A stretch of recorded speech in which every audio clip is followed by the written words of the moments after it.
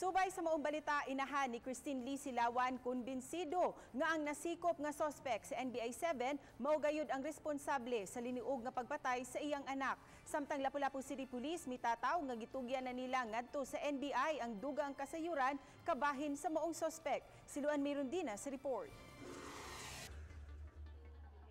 Gikonpermar ni Lourdes Pardillo, inahan sa 16 anyos nga si Christine Lee Silawan nga napakita na kaniya sa mga sakop sa NBI 7 ang 17 anyos nga suspitsado.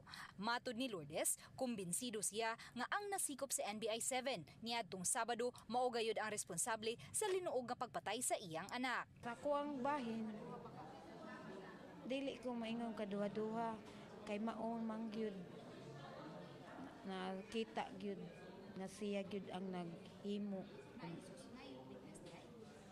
Di lang kumingon na ba sa siya gyud.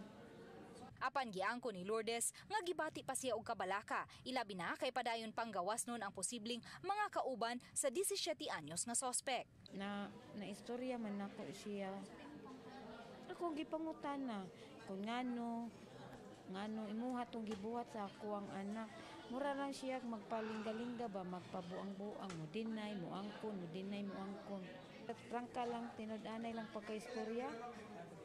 Dili pag yung kayo ko komportable kay wala ta masayod ba na apay iyang mga kauban o binunsa kay masud sa hunahuna bitaw.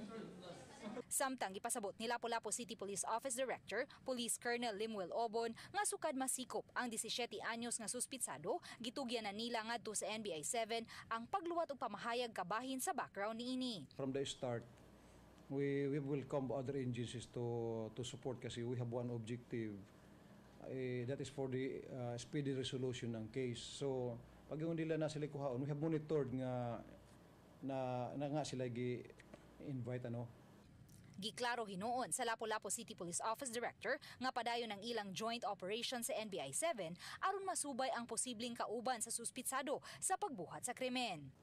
Karon mas direkta ang coordinations.